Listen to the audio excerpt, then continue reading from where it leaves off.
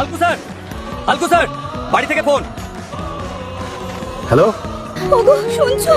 জলদি বাড়ি এসো, রিঙ্কি আগুনে পুড়ে গেছে।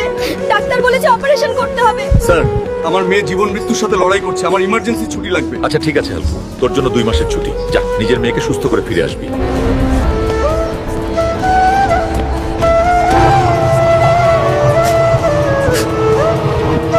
রিঙ্কি, তোর কিছু হবে না মা।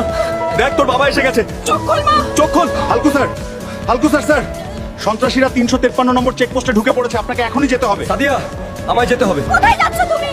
তোমার মেয়ে মরতে বসেছে আর তুমি তাকে ছেড়ে চলে যাচ্ছ। হালকা, শত্রু অনেক বেশি, বর্ডার এখন তোমাকেই সামলাতে হবে। স্যার, আমি নিজের প্রাণ দিয়ে দেশের রক্ষা করব।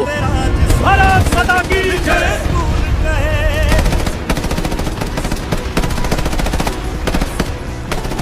হালকা, তুই দেশকে তো বাঁচিয়ে নিলি, কিন্তু আমরা তোর মেয়েকে বাঁচাতে পারলাম না। কি হয়েছে আমার মেয়ের?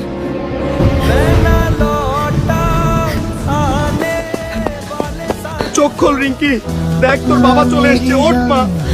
ওগো তুমি কেঁদো না, সবাই যদি লাইক সাবস্ক্রাইব করে তো আমার মেয়ে শান্তি পাবে।